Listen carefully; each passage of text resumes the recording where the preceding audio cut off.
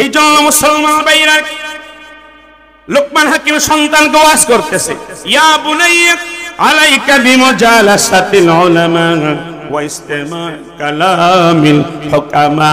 হে আমার বৎস, হে আমার সন্তান, আদরের পুত্র রে, উলামায়ে কেরামের মাহফিলে আবশ্যক থাকবে, উপস্থিত থাকবে, মিস করবে না, গাফেলাতি করবে না, অবহেলা করবে না, এবং হাজির হয়ে মনোযোগ দিয়ে উলামায়ে কেরামের কথাগুলি মনোযোগ দিয়ে শুনবে, ঠিক কিনা?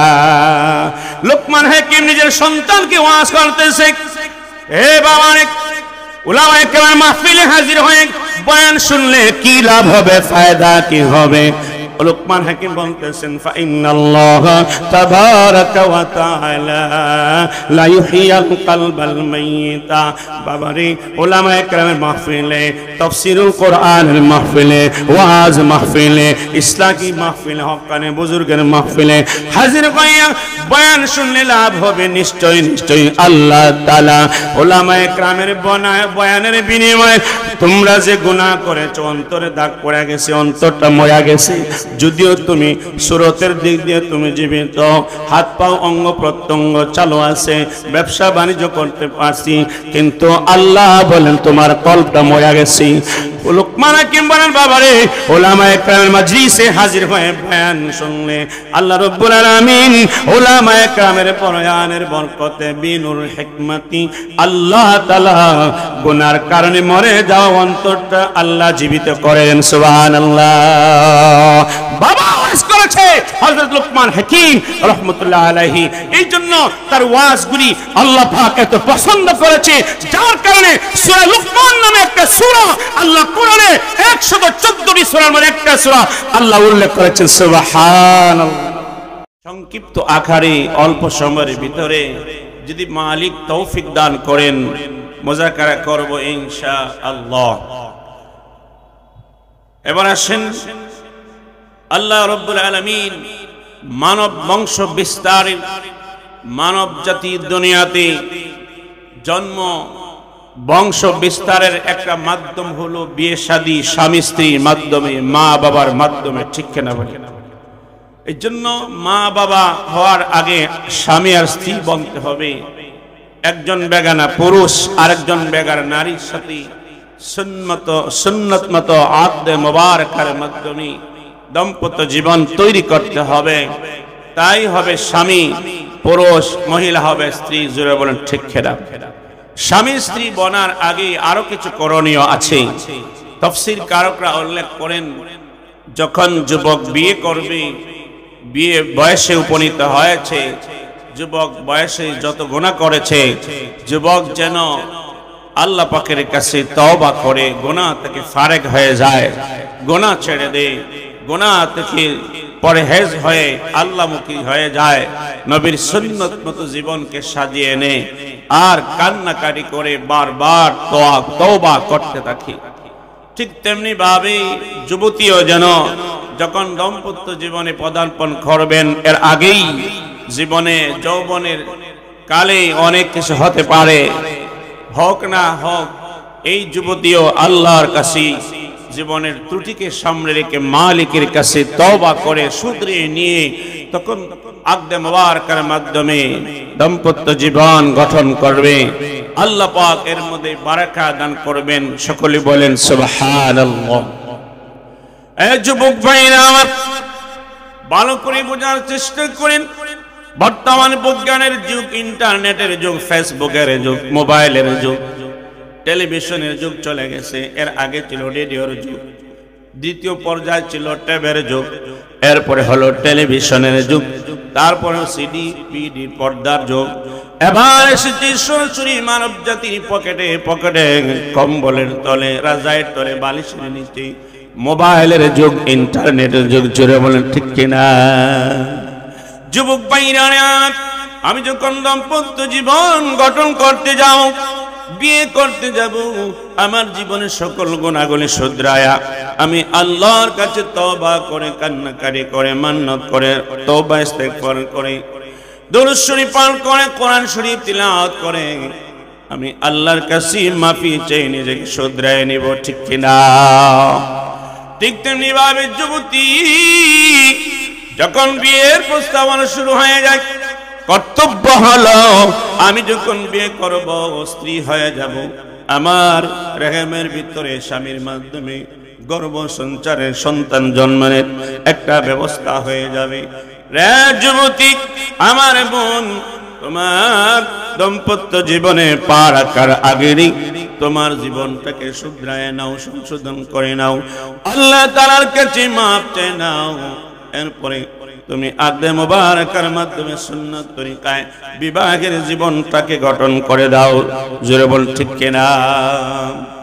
মুসলমান ভাইয়ারা আমার, যুবক আর যুবতী যখন বিয়ের আগেই নিজেকে শুধরায় আকদে মুবারাকার মাধ্যমে বিয়ে বন্ধনে আবদ্ধ হয়ে যাবে, এই বিয়েটা বরকতপূর্ণ হয়ে যাবে রে। ধনী হইলেও আল্লাহ মালে বরকত দিবি। আল্লাহ বলেন, যদি এই স্বামী স্ত্রী দাম্পত্য জীবন গঠন করার পরে সহি তরিকায় যদি গঠন করে, বিবি স্ত্রী যুবতী তার স্বামীকে গ্রহণ করে, যুবক তার স্ত্রীকে গ্রহণ করে, আমার আল্লাহ বলেন, রে যুবক আর যুবতী, অভাবের তাড়নায় অভাবের ভয়ে তুমি বিয়ে শাদী বসছো না, না না, আমি আল্লাহর তরিকা, আমি আল্লাহর বিধান মানার জন্য, আমি আল্লাহর জন্য যদি তুমি তোমার জিন্দেগিকে শুধরায়া আমার নবীর তরিকা বিয়ে করো, আমি আল্লাহ তোদের বিয়ে করার কারণে, সহি তরিকার বিয়ে করার কারণে আমি আল্লাহ গরিবদেরকে ধনী বানিয়ে দিব। সুবহানাল্লাহ।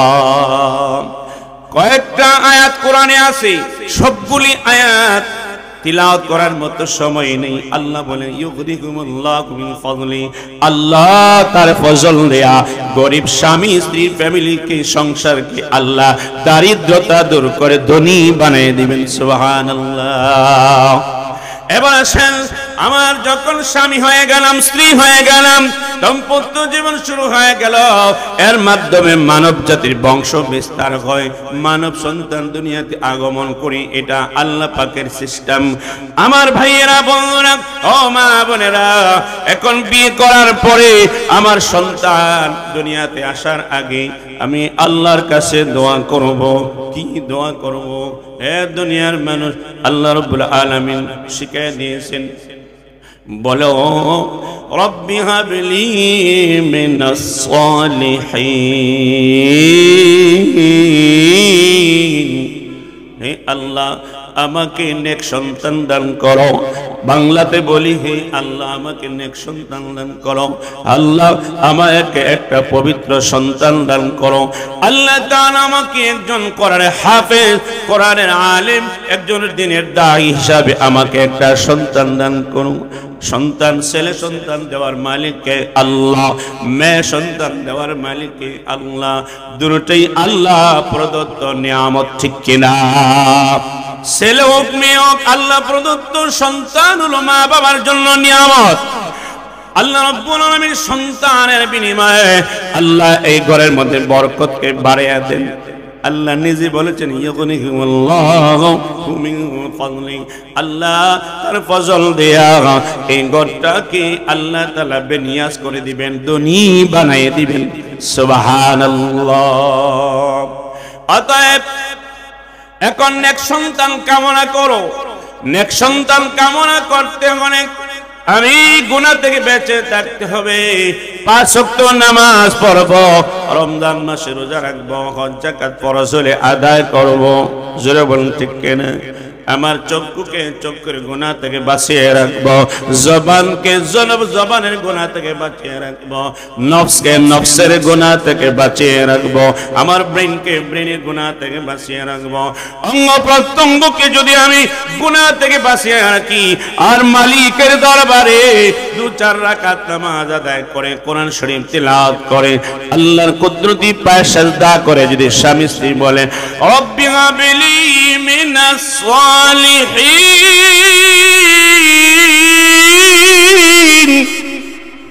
আমার আল্লাহ জবাব দিবেন, নেক সন্তান নিয়ে সন্তুষ্ট করবেন। জোরে বলেন ঠিক কিনা?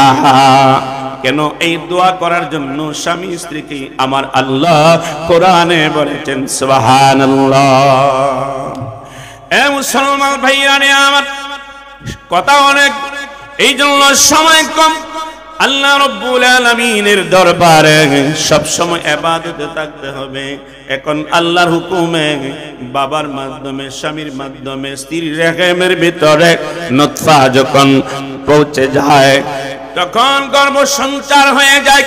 কিতাবে আসছে ওই পিতা যেন, সম্ভাব্য সন্তানের পিতা যেন গুনাহ না করে, চোখের গুনাহ যেন না করে, জবানের গুনাহ না করে, অঙ্গ প্রত্যঙ্গ দিয়ে যেন কোনো গুনাহ না করে, কোনো ফরজ তরক যেন না করে, ওয়াজিব সুন্নত মুআক্কাদা যেন তরক না করে, বেগানা নারীর সাথে যেন কফন আলাপ না করে, পরকিয়া না করে, গুনাহের কাজ না করে।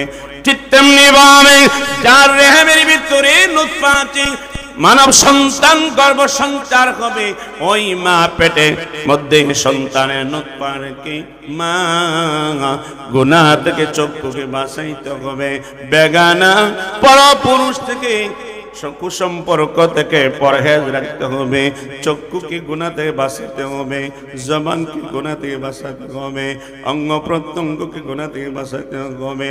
ওয়াল মারআতু রাইয়াতুন আলা বাইতি যাওজিহা, মহিলা নারীরা তার দায়িত্বশীল হলো তার স্বামীর ঘরের, স্বামীর মাল আসবাবের, স্বামীর ফ্যামিলির, আত্মীয় স্বজনের, পরিবার পরিজনের, স্বামীর ইজ্জতের, স্বামীর মাল ও আসবাবের দায়িত্বশীল হলো স্বামী, বিবাহিতা স্ত্রী ও দুনিয়ার মানুষ।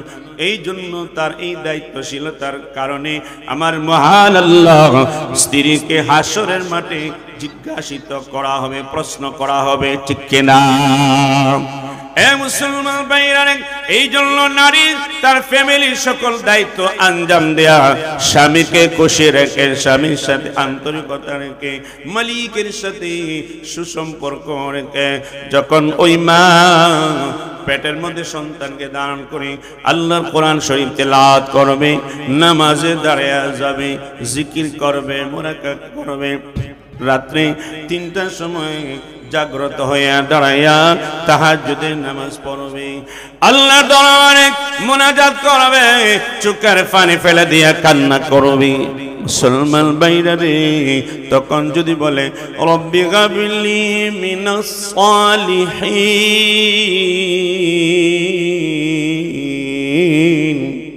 আল্লাহ রাব্বুল আলামিন তাফসীরের কিতাবে উল্লেখ করেন, এমন মায়ের পেটে যে সন্তান জন্ম নেবে, আল্লাহ রাব্বুল আলামিন ওমর সানি, ওমর ইবনে আব্দুল আজিজের মতো সন্তান জন্ম নেবে, সুলতান মাহমুদ গজনবীর মতো সন্তান জন্ম নেবে, আল্লামা কাসিম নানতুবির মতো সন্তান জন্ম নেবে, মুহাদ্দিস দেহলভী রহমাতুল্লাহ আলাইহির মতো জন্ম নেবে, শাহ আব্দুল আজিজ মুহাদ্দিস দেহলভীর মতো সন্তান জন্ম নেবে, মুফতি মাহমুদ হাসান দেওবন্দির মতো সন্তান জন্ম দেবে, আশরাফ আলী থানবীর মতো সন্তান জন্ম দেবে, হুসাইন আহমদ মাদানী রহমাতুল্লাহ আলাইহির মতো সন্তান জন্ম দেবে, ইউসুফ বিন নূরের মতো সন্তান জন্ম দেবে, হযরত জাকারিয়া রহমাতুল্লাহ আলাইহির মতো সন্তান জন্ম নেবে।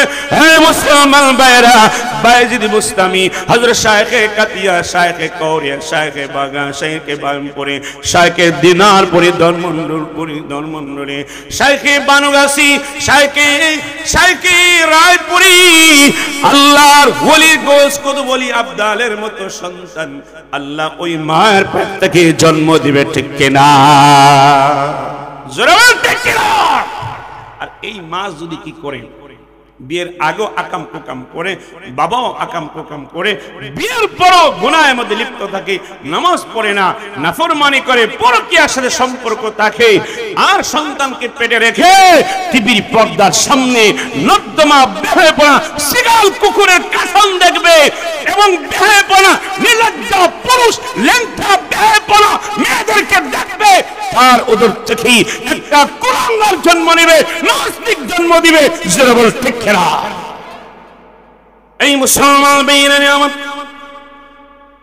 2 নম্বরের কর্তব্য হলো স্বামীর একটা স্ত্রীর জন্য ভালো একটা বাসস্থানের প্রয়োজন, ভালো খাবার দাবারের প্রয়োজন, পুষ্টি জাতীয় খাবারের প্রয়োজন এবং স্বাস্থ্যসম্মত বিছানার প্রয়োজন, রুমের প্রয়োজন, ব্যবস্থা করবে। আল্লাহ দায়িত্ব দিয়েছেন এই স্ত্রী তার স্বামীর উপরে। জোরে বলুন ঠিক কিনা?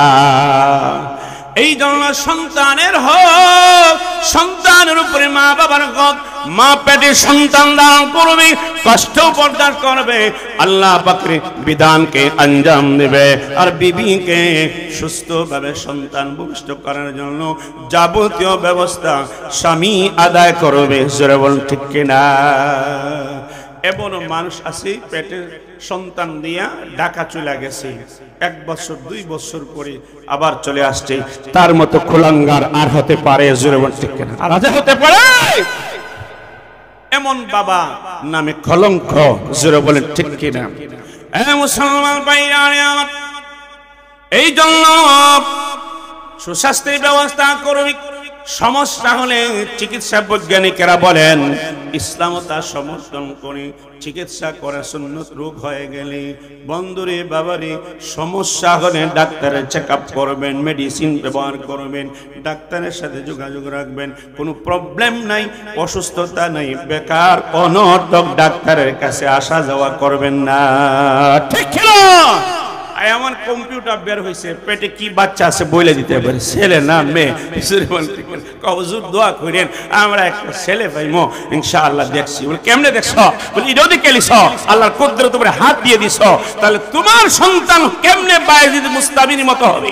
তোমার সন্তান তো নাস্তিকার কুলাঙ্গার হবে। ঠিক না? জোরে বলেন ঠিক না? এই জন্য মুসলমান ভাইরা সন্তান পেটে নিয়ে মা আল্লাহর গোলামি করবে, বেশি থেকে বেশি আল্লাহর কোরআন শরীফ তেলাওয়াত করবে, বাবা আল্লাহর গোলামি করবে, ফরজ ওয়াজিব সুন্নাত মুআক্কাদা তরক করবে না, হারাম খাবে না, চোখ দিয়া গুনাহ করবে না, জবান দিয়ে গুনাহ করবে না, রে নফস দিয়া কোনো গুনাহ করবে না। এবার আসেন ডেলিভারির সময়ের জন্য সন্তান দুনিয়াতে আসবে। তাফসীরে কিতাব উল্লেখ করেন, হে মা বাবা, তোমরা সম্ভাব্য মা আর বাবা হতে যাচ্ছ, তোমরা সিজারের চিন্তা করো না, কোন ক্লিনিকে গেলে টাকা কম খরচ হবে রে, ব্যাংক অ্যাকাউন্ট করো না, ব্যাংক ব্যালেন্স করো না, আল্লাহর গোলামি করো, সূরা ইয়াসিন তিলাওয়াত করো। আল্লাহু আকবার। হাবিবে কিবরিয়া বলেন, ওই মা যদি সব সময় সূরা ইয়াসিন তিলাওয়াত করে, আল্লাহ প্রসবের বেদনা আল্লাহ রাব্বুল আলামিন সন্তান ভূমিষ্ঠ জন্ম হওয়ার ব্যবস্থাকে আল্লাহ কুদরতি শক্তি কোরআনের বরকতে সহজ করে দিবেন। সুবহানাল্লাহ। প্রয়োজনে কোরআন সূরা ইয়াসিন সব সময় পড়বা, সব সময় পড়বা। আয়াতি ইউনুস পড়বা, আয়াতি শিফা পড়বা, মাঝে মধ্যে নফল রোজা রাখবা, তওবা ইস্তেগফার করবা, সালাতুল হাজত পড়বানি। কল্পনাও করবা না আমি কেমনে ডাক্তারের কাছে যাব, আমি টাকা কার কাছে পাবো না। তোমার মাইন্ডের মধ্যে এগুলা জায়গা দিবে না। তোমার মাইন্ডে থাকতো আমি সকাল সন্ধ্যা সব সময় যেন আমি আল্লাহর কোরআন শরীফ তিলাওয়াত করি। বাংলারে হে মা আর বাবা, সন্তান ভূমিষ্ঠ আমার আগে সাজদায় গিয়ে মালিকের কাছে কান্না করো, মালিকের সাহায্য তলব করো। আমার আল্লাহ বলেন, তোরা ডাকতে দেরি, আমি আল্লাহ জবাব দিতে দেরি নাই। ঠিক কিনা? আল্লাহু আকবার। অসংখ্য গণিত ঘটনা আছে। গাড়ি বাড়ির আত্মীয় স্বজন সবাই পরামর্শ করে চাইতেছে যে আমরা ক্লিনিকে নিয়ে যাইব।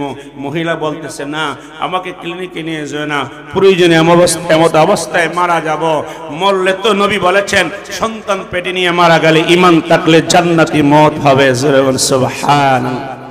আল্লাহর বান্দি বলেন আমি ক্লিনিকে যাব না। আত্মীয় স্বজন সবাই পরামর্শ করে দেখলেন ব্যথা তো বাড়তেছে না, সন্তান পানি বের হয়ে গেছে, তখন বড় বিপজ্জনক অবস্থা গনি আসতেছে। সবাই পরামর্শ করে গাড়ি বাড়িতে আনার জন্য ফোন করছে, যোগাযোগ করছে। আমার মুসলমান ভাইয়েরা, ওই আল্লাহর বান্দির কানে আওয়াজটা পৌঁছে গেছে, অ্যাম্বুলেন্স দিয়ে তোমাকে মেডিকেল নেওয়া যাবে রে, তোমার অবস্থা বেশি ভালো না, মনে মনে তুমি প্রস্তুতি গ্রহণ করো। যখন আওয়াজ কানে গেল, আল্লাহর বান্দি চোখের পানি ফেলে দিয়া, মালিক তুমি আমার মরণ চাও না গো আল্লাহ, বিনা সিজারে সন্তান দিতে চাও, যদি মরণ দিতে চাও সন্তানের কারণে আল্লাহ আমি মরণ গ্রহণ করতে রাজি আছি, কিন্তু সিজার করতে মেডিকেলে যেতে আমি রাজি না। আল্লাহর বান্দি যখন এইভাবে লুটি পুটি চটপট করে চোখের পানি ফেলে দিয়ে কান্না করছে, মুহূর্তের ভিতরে গাড়ি বাড়িতে মধ্যে হাজির, মুহূর্তের ভিতরে সন্তান ও মায়ের কোলে চলে আসছে। সুবহানাল্লাহ, সুবহানাল্লাহ। এই জন্য তাওয়াজ্জু ইলাল্লাহ, আল্লাহর প্রতি শতবার বিশ্বাস রাখতে হবে, আমল করতে হবে, আল্লাহর কাছে তামান্না রাখতে হবে, আল্লাহর গোলামি করতে হবে। কান্না করিয়া পুরস্কার পাওয়া যায় না, ঠিক কিনা? গুনাহ করে আল্লাহর পক্ষ থেকে মদদ পাওয়ার কোনো আশা করতে মুসলমান ভাইরা আমার, এখন ডেলিভারির সময় আরো কিছু করণীয় আছে। তাফসীরে কিতাবে উল্লেখ করেন, আপনি একজন বিশেষজ্ঞ নারী দায়ী, যাকে ধর্ণী বলা হয়, এমন একজন প্রশিক্ষণ প্রাপ্ত নারী রাখবেন, অতিরিক্ত মানুষ রাখবেন না। কেননা এই সময় বেহুশের তাড়নায় কাপড় উল্টা পাল্টা হয়ে যায়, ঠিক থাকে না। তামসা দেখার জন্য অতিরিক্ত মহিলা সেখানে রাখা ইসলামে নিষেধ করেছেন। এবং এই নাচ বা দায়ী মহিলা যে অঙ্গ প্রত্যঙ্গরা ব্যবহার করবে, নেকড়া দিয়ে হাতটাকে পেছাইবে, এবং যে কুলা সতরটা আছে সেদিকে যেন নজর না করে আল্লাহ নিষেধ করেছেন। সুবহানাল্লাহ। গ্রাম অঞ্চলে কিছু বাড়ি ঘর আছে, যখন সন্তান দুনিয়াতে আসে প্রসব বেদনা শুরু হয়ে যায়, বেডিনদের খানাখানি শুরু হয়ে যায়, ফাল বান্ধে তামসা দেখে জুড়ে বল, ঠিক না? ইসলাম নিষেধ করেছে। একমাত্র যারা হেল্প করবে এক দুইজন এবং দায়ী প্রশিক্ষণ প্রাপ্ত অথবা একজন নার্সকে নিয়ে আসবেন। আমার প্রতিটি বাচ্চা জন্ম হওয়ার আগে আমি একজন নার্স নিয়ে আসছি, হসপিটালে যেতে হয় নাই, আলহামদুলিল্লাহ সেজদা পড়ছি, আল্লাহ সাহায্য করেছে। এটা ইসলাম নিষেধ করেন, ডাক্তারের সাথে যোগাযোগ করা নিষেধ করেন। মুসলমান ভাইরা আমার, সন্তান ভূমিষ্ঠ হওয়ার পরে প্রথম কাজ হলো সন্তানকে গোসল নেওয়া, পাক সাফ করা, পবিত্র করা, এর এক নম্বর কাজ। কয় নম্বর? গোসল দেওয়া। কোন ডাক্তাররা বলে নিউমোনিয়া হয়ে যাবে, ঠান্ডা লাগবে, না না, আমার নবী বলেছেন তোমার সন্তান দুনিয়াতে আসলে প্রথম কাজ হলো তাকে গোসল দাও, বেশি পানি অথবা অল্প পানি দাও, তাকে পবিত্র করে মোলায়েম কাপড় দিয়ে তাকে আবৃত করো। জোরে বলেন ঠিক কিনা? এক নম্বর কাজ। দুই নম্বর কাজ হলো ডান কানে আজান, বাম কানে ইকামত। দুই নম্বর কাম কি? ডান কানে আজান, বাহিরে আজান না, সন্তানের কাছে ডান কানে আজানের শব্দগুলা বলা, আর ইকামতে যে সময় আমরা নামাজের ইকামতে শব্দ বলি, বাম কানে ইকামত দেওয়া। ছেলে হোক মেয়ে হোক উভয় সমান। জোরে বলেন ঠিক কিনা? স্মরণ থাকবে তো ইনশাআল্লাহ? ছেলে হোক মেয়ে হোক কোনো ডিফারেন্স নাই। তিন নম্বর কাজ হলো তাহনিক করা, সুন্নত তাহনিক। মিষ্টান্ন, কিশমিশ অথবা খেজুরের দানা অথবা আঙ্গুরের একটা দানা, কিছু না থাকলেও কমপক্ষে মধু অথবা একটু মিষ্টি জাতীয় কোনো জিনিস, বুজুর্গ এই ফ্যামিলির মধ্যে কোনো আল্লাহওয়ালা, বেশি আল্লাহওয়ালা নরম দিলে মানুষ ওই তার এই মিষ্টি জাতীয় খাবারটা মুখের মধ্যে নিবে, নেয়া মুখের খাবার দেখে এই শাহাদত আঙ্গুল দিয়া মুখের খাবারটা, জুসটা, রসটাকে সন্তানের তালুর মধ্যে লাগাই দিবে। সুবহানাল্লাহ। তার নাম হলো তাহনিক। জন্মের 3 নম্বর কাজ হলো তাহনিক, তাহনিক করা। এবার সন্তানকে সবসময় নিরাপদ স্থানে রাখা, চিকিৎসা মতো রাখা, সুস্বাস্থ্য রক্ষা করার দিকে মা ছেলের প্রতি খেয়াল রাখা, অবহেলা করা। বন্ধুরে, সন্তানের কানে যেন গানের আওয়াজ না আসে, মায়ের কানে যেন গানের আওয়াজ না আসে, নাফরমান কুলাঙ্গারের চিৎকার যেন না আসে, গাধার মতো চেঁচায়া আওয়াজ যেন কেউ না করে। ওই সন্তানের পাশে তিলাওয়াতের আওয়াজ আসবে, সন্তানের কানে আল্লাহর কালামের আওয়াজ আসবে, তিলাওয়াতের আওয়াজ আসবে, কালেমা তিবার আওয়াজ আসবে, কালেমাতুশ শাহাদার আওয়াজ আসবে, ইমানে মুফাসসাল মুজমালের আওয়াজ আসবে। আল্লাহ আল্লাহ আল্লাহ, লা ইলাহা ইল্লাল্লাহ, লা ইলাহা ইল্লাল্লাহ, লা ইলাহা ইল্লাল্লাহ।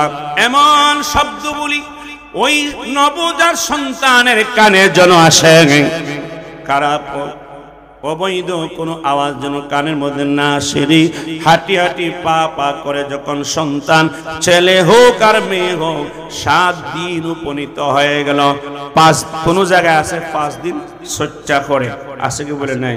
এটা ইসলামে নেই, ইসলামিক কালচার, মুসলমানি কালচার না, নবীর আদর্শ না, নবীর সুন্নত না। 9 দিনেও কোনো অনুষ্ঠান নাই, 5 দিনেও নাই, 7 দিনের দিন অনুষ্ঠান। জোরে বলেন ঠিক না? মনে থাকবে তো ইনশাআল্লাহ।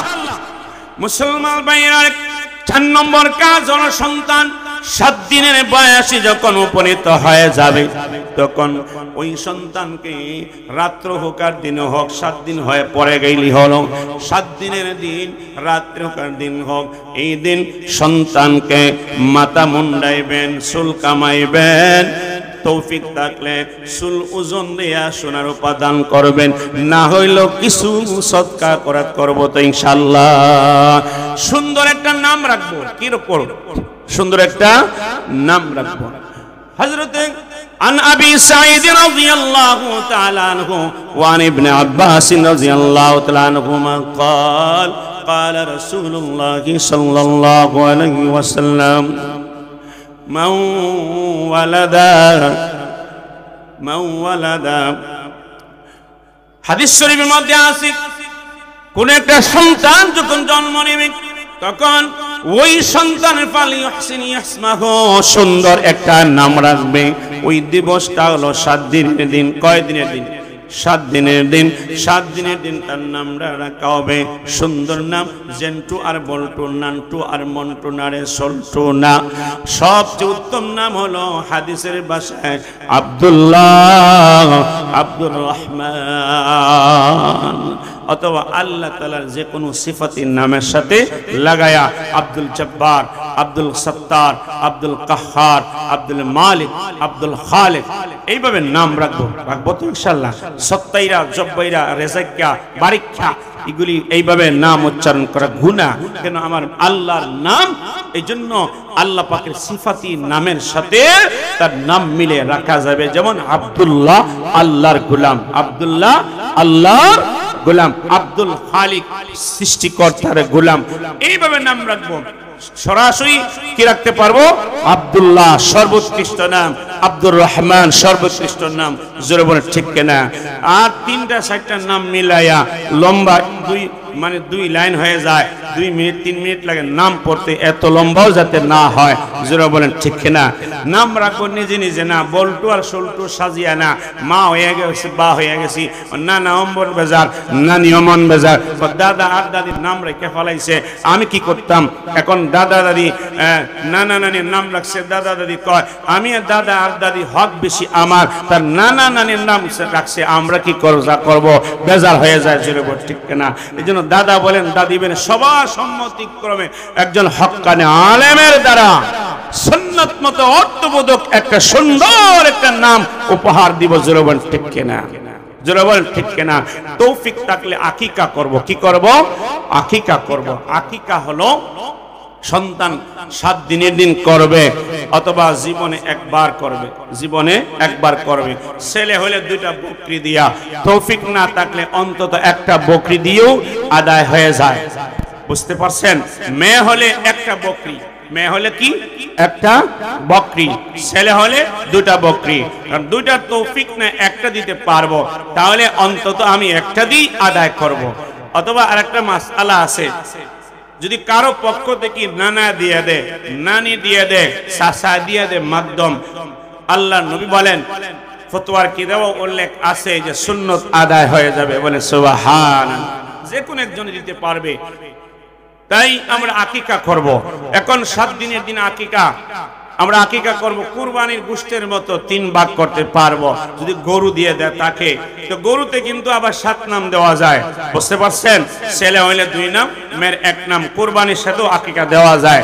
যাই হোক, কুরবানির বন্টন আর আকিকার বন্টন একই নিয়ম, তবে হ্যাঁ কুরবানির বন্টন থেকে আরেকটু সহজ আকিকার মাসআলা কেন বলে যদি গোশত কম হয় সামানা কম হয় আত্মীয় স্বজন ফ্যামিলি সব মিলিয়া এতিম গরিব মিসকিন ধনী সব মিলিয়া যদি বন্টন করে খেয়ে দিয়ে নে অথবা ভাগ করে দিয়ে দে তাও আদায় হয়ে যাবে কোনো ক্ষতি নেই জোরে বলেন সুবহানাল্লাহ আমার মুসলমান ভাইরা আমার 7 দিনের পর থেকে আমি আকিকা করতে পারলাম না জীবনে একবার আমি আদায় করব জীবনে একবার আদায় করব আকিকা আদায় করলে লাভটা কি হবে সন্তানকে আপদ বিপদ থেকে আল্লাহকে হেফাজত রাখে আপদ বিপদ থেকে হেফাজত করে এ দুনিয়ার মানুষ এরপরে আরেকটা মাসআলা হলো কোন ফ্যামিলিতে আছে এরকম কি বলে সন্তান জন্ম নেওয়ার পরে মায়ের স্তন থেকে দুধ পান করায় না এরপরে শাল দুধ জন্মের পরে যেটা দুধ হয় এটা শাল দুধ বলে এটাও খাওয়ায় না কুসংস্কার বের করে ফেলে দেয় নাউজুবিল্লাহ তাফসীরে কিতাব উল্লেখ করেন শাল দুধ যদি সন্তানকে খাওয়ায় বলে 10,000 মাখলুকের শক্তি আল্লাহ এই সন্তানকে দান করে সুবহান এ মুসলমান ভাইরা এই জন্য মার স্তন থেকে 2 থেকে 2.5 বছর পর্যন্ত দুধ পান করাবেন নিম্নে 2 বছর ঊর্ধ্বে হলো 2.5 বছর 2 বছর খাওয়াইলেই ভালো কারণ 2 এর ঊর্ধ্বে চলে গেলে অনেক সময় দেখা যায় দুধ ছাড়াইতে অনেক দেরি হয়ে যায় ঠিক কিনা বলেন দেরি হয়ে যায় এই জন্য 2.5 বছর ঊর্ধ্বে একদিন খাওয়ালে হারাম খাওয়াবে এই সন্তানটা মার সাথে বাবার সাথে বেয়াদবি সমাজের মানুষের সাথে বেয়াদবি করে অনিসলামিক কাজ করবে সে কুলাঙ্গার হতে পারে এই জন্য খবরদার 2 থেকে 2.5 বছর গণে হিসাব করে সন্তানকে দুধ পান করাবো এটা মায়ের দেহের ভিতরে আল্লাহ সন্তানের হক দিয়েছে জোরে বলেন ঠিক কিনা আর মায়ের স্তনে সন্তানের জন্য দুধ জমার জন্য যদি দেখা যায় দুধ জমতেছে না প্রয়োজনে ডাক্তারের সহযোগিতা নিতে পারবেন চিকিৎসা করতে পারবেন কেননা সন্তানের হক মায়ের উদরের মধ্যে দেহের মধ্যে স্তনের মধ্যে আল্লাহ দিয়েছি এই ব্যাপারে মা আর বাবা দায়িত্ব অবলম্বন করতে হবে দায়িত্ব পালন করতে হবে মা আর বাবা জীবন ঠিক কেনা যাই হোক এই মুসলমান ভাইরা এখন আকিকা হোক বানা হোক 7 দিনে অতিবাহিত হয়ে গেল এখন সন্তানটাকে সবসময় নিরাপদ জায়গায় রাখবো এরপরে সন্তানটা যখন ধীরে ধীরে বড় হতে থাকবে 2 থেকে 2.5 বছর দুধ পান করার আগে অনেক সময় সন্তান কথা বলতে পারে জোরে বল ঠিক কিনা পারে কি পারে না সন্তানে কথা বলতে পারে আল্লাহর নবী বলেন ক্বালা রাসূলুল্লাহ সাল্লাল্লাহু আলাইহি ওয়াসাল্লাম ইফতাহু আলা সিবয়ানিকুম আউয়াল কালিমাতিন বিলা ইলাহা ইল্লাল্লাহ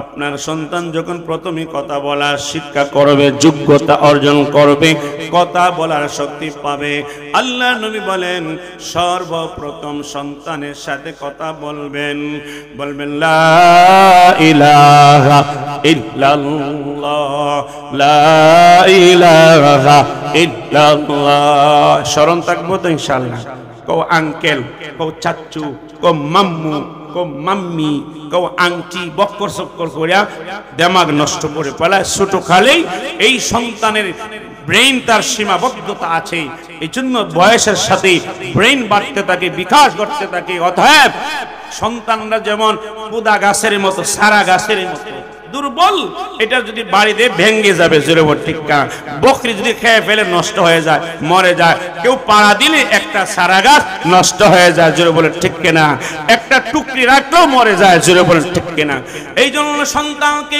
কোনো চাপ দেওয়া যাবে না যেমন উদাহরণ বোঝার জন্য ঠান্ডার দিনে আপনি পাজারো গাড়ি রাখছেন বা লাইটেস বা কার রাখছেন সকালবেলা দেখবেন গাড়ির উপরে আপনি আঙ্গুল দিয়ে টান দিবেন দাগ বসে যায় ঠিক কিনা ঠিক তেমনি ভাবে এমন দারুণ ক্ষমতা সন্তানরা রাখে আপনি শিক্ষা দিবেন ভালো শিক্ষা দিবেন কালেমা তৈবা শিক্ষা দিবেন গ্রহণ করবে আদম বাগদুম গুরাদুম সাজে এইগুলি শিক্ষা দিবেন না আল্লাহর কালিমা দেওয়া শিক্ষা দিব জুরবান ঠিক কিনা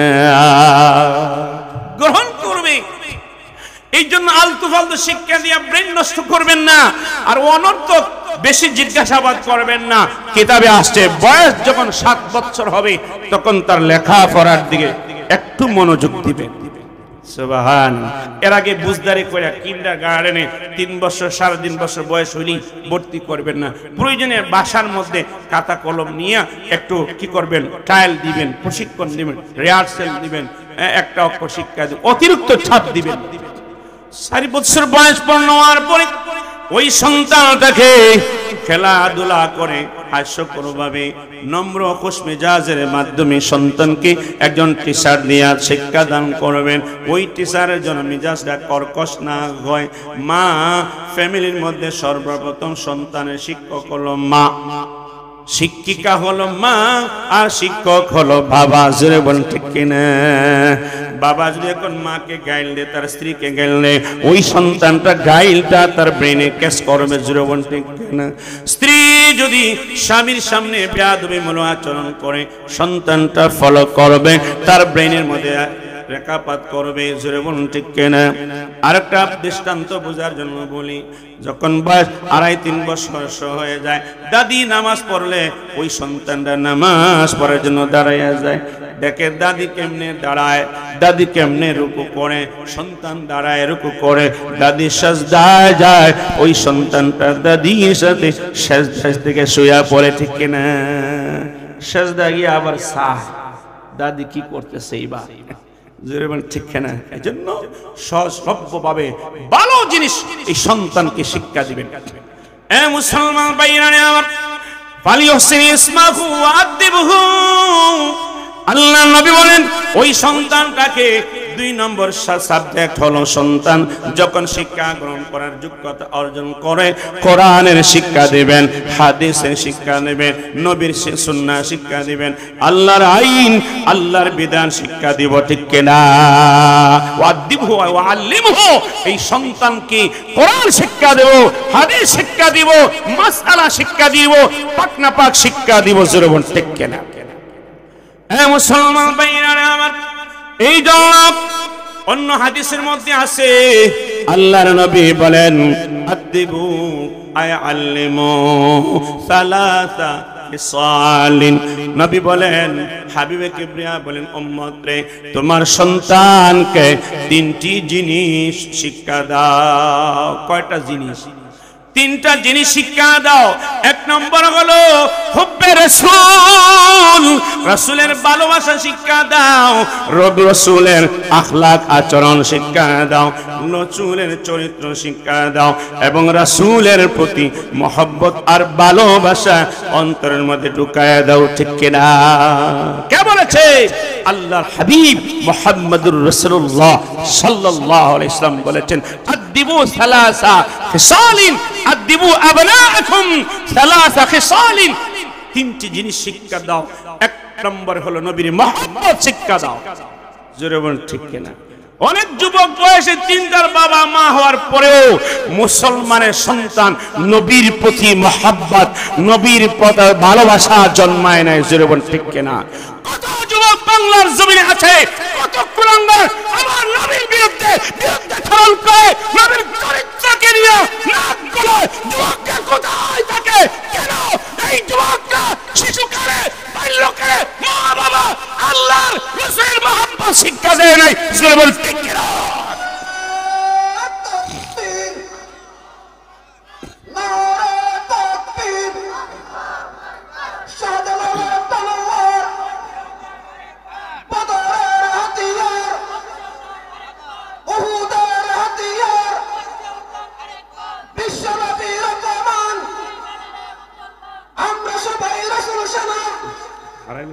ভয় করি না বুলেট বোমা, আমরা সবাই রাসূল সেনা। ভয় করি না বুলেট বোমা, নারে তাকবীর। ভাই সময় হাতে কম, আমার একটা প্রোগ্রাম আছে 11টার সময়, ধীরাই থেকে আরো 4 মাইল দক্ষিণে, সেখানে যেতে হবে। আবার আলোচনা, অনেক কথা, সময় কম, এই জন্য একটু সামনের দিকে আগে বাড়ি। আল্লাহর নবী বলেন, ওয়াদ্দিবু আবনাআকুম সালাসা খিসালিন। নাম্বার 1 আল আউয়ালু, এক নম্বর হলো নবীর মহব্বত শিক্ষা দাও। আল্লাহু আকবার। নবীর ভালোবাসা, নবীর প্রতি প্রেম, নবীর প্রতি উদারতা, ভালোবাসা তোমার সন্তানকে জন্ম দিয়ে দাও। জোরে বলুন ঠিক কিনা? 2 নম্বর হলো ওয়ালি আহলিকুম, তোমার পরিবার পরিজন, দাদার প্রতি মহব্বত জন্মাও, দাদাকে চিনাও, দাদির প্রতি মহব্বত জন্মায় দাও, দাদিকে চেনাও, চাচার প্রতি মহব্বত জন্মাও, চাচাকে শিখায় নাও, খালার প্রতি মহব্বত জন্মাও, খালার পরিচয় দিয়ে দাও, খালুকে চেনায় দাও, খালুর প্রতি মহব্বত শিখায় দাও, সন্তানকে মা বাবার প্রতি মহব্বত শিখায় দাও। আল্লাহ নবী বলেছেন পরিবার পরিজনের মহব্বত তার অন্তরের মধ্যে জায়গা দিয়ে দাও। লন্ডন গেলে ওই সন্তান তার আত্মীয় স্বজনকে ভুলবে না। জোরে বলুন ঠিক কিনা? পিএইচডি একজন অফিসার ইঞ্জিনিয়ার হওয়ার পর দাদাকে ভুলবে না, বাবাকে ভুলবে না, ঠিক কিনা? 3 নম্বর হলো আল্লাহ নবী বলেন 3 নম্বর যে জিনিসটা শিক্ষা দিবা, 3 নম্বর হলো আল্লাহর কোরআন শরীফের তেলাওয়াত শিক্ষা দাও। তোমার সন্তানকে সহিহ শুদ্ধময় কোরআন শরীফ তেলাওয়াত করার যোগ্যতা অর্জন করে দাও, সহিহ কোরআন তেলাওয়াত করার যোগ্যতা অর্জন করাও এবং সহিহ করে কোরআন শরীফ তেলাওয়াত করার জন্য মনোভাব তার স্পৃহা প্রেরণা জন্ম দিয়ে দাও। সন্তানকে সহিভাবে কোরআন শরীফ শিক্ষা দেয়া, সন্তানকে কোরআন তেলাওয়াতের মধ্যে অভ্যস্ত করতে হবে, ঠিক কিনা? কোরআন শরীফের শিক্ষা, কোরআন শরীফের তেলাওয়াত শুধু সন্তানকে না, আমার আল্লাহ পয়গম্বরদের নবীদের প্রথম দায়িত্ব ছিল আল্লাহর কোরআন কিতাবকে পড়ে পড়ে শোনানো। জোরে বল ঠিক কিনা? আজকে আমার ঘরে আপনার ঘরে কোরআন তেলাওয়াত বন্ধ হয়ে গেছে, এই জন্য এই ঘর থেকে রহমতের ফেরেশতা দূরে চলে গেছে, বরকত থেকে বঞ্চিত, শান্তি থেকে বঞ্চিত, অশান্তি শয়তানের কারখানা, অশান্তির ঘর আমার আপনার ঘর হয়ে গেছে, ঠিক কিনা? এজন্য আমার নবী বলেছেন প্রতিটি ঘরে আল্লাহর কোরআন তিলাওয়াত জারি করে দাও, জোরে জোরে কোরআন তিলাওয়াত করো। এই ঘরে শয়তান থাকতে পারবে না, এই ঘরের মান ক্ষুধার্ত থাকতে পারবে না, অভাবী থাকতে পারবে না। জোরে বলুন ঠিক কিনা? মুসলমান ভাইয়েরা, এই জন্য সন্তানকে আমরা কোরআন শিক্ষা দিব, হাদিস শিক্ষা দিব, দ্বীনি শিক্ষা দিব। এরপরে যখন সন্তান একটু উপযুক্ত হয়ে যাবে, পূর্ণবয়স্ক হয়ে যাবে, তখন এই সন্তানকে আল্লাহ রাব্বুল আলামিন হাবিব বলেছেন দুনিয়ার মানুষ ফাইদা বালাগা, যদি সন্তানটা সাবালক হয়ে যায়, মেয়ে কিংবা ছেলে সাবালক হয়ে যায়, পূর্ণবয়স্ক উপযুক্ত হয়ে যায়, ফালিযাউযহু, সন্তানকে বাধ্যতামূলক বিবাহ শাদীর ব্যবস্থা করো। ফাইন বালাগা ওয়ালাম ইউযাউযহু, সন্তান যদি সাবালক হয়, ছেলে কিংবা মেয়ে, বাবা মা নিগরানি করে, তত্ত্বাবধান করে, বাবা দুনিয়াতে নাই, মা নাই, চাচা আছে, জোরে বলেন ঠিক কিনা? বড় ভাই আছে, তারা যদি নেতৃত্ব দিয়া দায়িত্ব হাতে নিয়ে যদি সন্তানকে বিয়ে শাদী না করায়, আল্লাহ নবী বলেন ফাআসাবা ইসমান ফাইন্নামা ইসমুহু আলা আবি, ওই সন্তান যত গুলি গুনাহ করবে বাবার গায়ের মধ্যে চাপায় দেওয়া হবে, মার গায়ের মধ্যে চাপায় দেওয়া হবে। বাবা দুনিয়াতে নাই, বড় ভাই আছে, চাচা আছে, তাদের গায়ের মধ্যে চাপায় দেওয়া হবে, ঠিক কিনা? এই জন্য বিয়ে শাদীর ব্যবস্থা করে দেওয়া দাও। ইসলাম সন্তানের জন্য হক তার গার্ডিয়ান মা বাবার উপরে আল্লাহ দিয়েছেন, জোরে বলে ঠিক কিনা? এই জন্য মুসলমান ভাইরা, আমি সন্তানকে দ্বীনি শিক্ষা দিব, সাবালক হয়ে গেলে বিয়ে শাদীর ব্যবস্থা করে দিয়ে দেব। এরপরে সন্তানকে ভালো মজমায় যাওয়ার জন্য উদ্বুদ্ধ করব, আল্লাহর কোরআনের আলোচনা তাফসীরময় বয়ান শোনার জন্য, হক্কানি আলেম বুজুর্গদের বয়ানাত শোনার জন্য উদ্বুদ্ধ করব, ঠিক কিনা? হাদিস শরীফের মধ্যে আছে, এই বাবা বসেন, খালি জায়গা পূরণ করে বসেন। হাদিস শরীফের মধ্যে আছে হযরত লুকমান হাকিম নিজের সন্তানকে ওয়াজ করতেছে। হে বাবারা, কয়জন বাবা আছেন? হাত উঠান তো দেখি, হাত উঠান, হাত উঠান, হাই হাত উঠান। আমিও বাবা, হাত উঠান। কয়দিন আমার ছেলেকে মেয়েকে ওয়াজ করেছি? কয়দিন বলেছি নামাজের জন্য, কয়দিন বলেছি মাহফিলে যাওয়ার জন্য, বুজুর্গদের সাথে যাওয়ার জন্য, বুজুর্গের মজমা যাওয়ার কয়দিন বলেছি?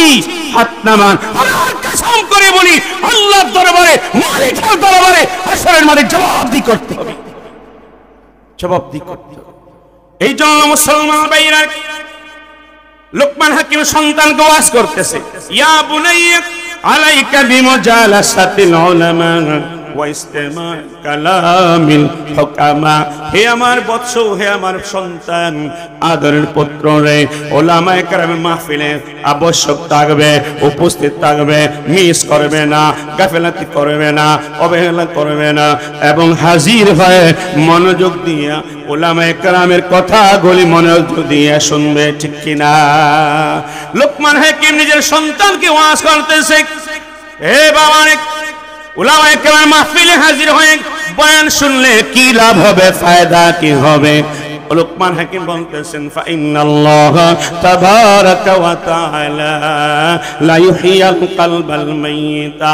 বাবারে, উলামায়ে কেরামের মাহফিলে, তাফসীরুল কোরআনের মাহফিলে, ওয়াজ মাহফিলে, ইসলামী মাহফিলে, হক্কানি বুজুর্গের মাহফিলে হাজির হইয়া বয়ান শুনলে লাভ হবে নিশ্চয়, নিশ্চয়। আল্লাহ তাআলা উলামায়ে কেরামের বয়ানের বিনিময়ে তোমরা যে গুনাহ করেছো, অন্তরে দাগ পড়ে গেছে, অন্তরটা ময়া গেছে, যদিও তুমি সুরতের দিক দিয়ে তুমি জীবিত, হাত পাও অঙ্গ প্রত্যঙ্গ চালু আছে, ব্যবসা বাণিজ্য করতে পারছি, কিন্তু আল্লাহ বলেন তোমার কলবটা ময়া গেছে।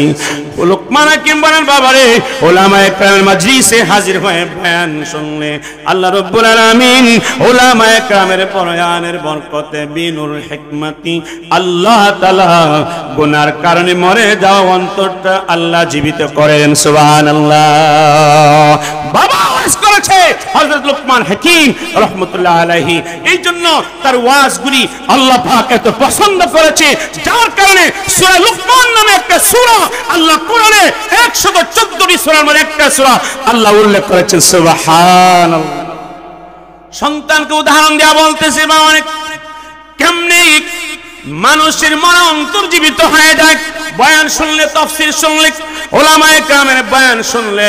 কামা ইউহিয়াল আরদাল মাইয়িতাতা বিওয়াবিলিল মাতার, অনাবৃষ্টির কারণে যে জমিন যাবে মরে যায়, ওই জমিনে যখন বৃষ্টি অবতরণ হয়, নাজিল হয়, মরা জমিনে দোলায় দলিত জমিনে পানি জমে তরুতাজা হয়ে যায়, জমিন উর্বর হয়ে যায়, সেই জমিনে ফসল ফলানোর যোগ্যতা ফিরে পায়, ঠিক কিনা?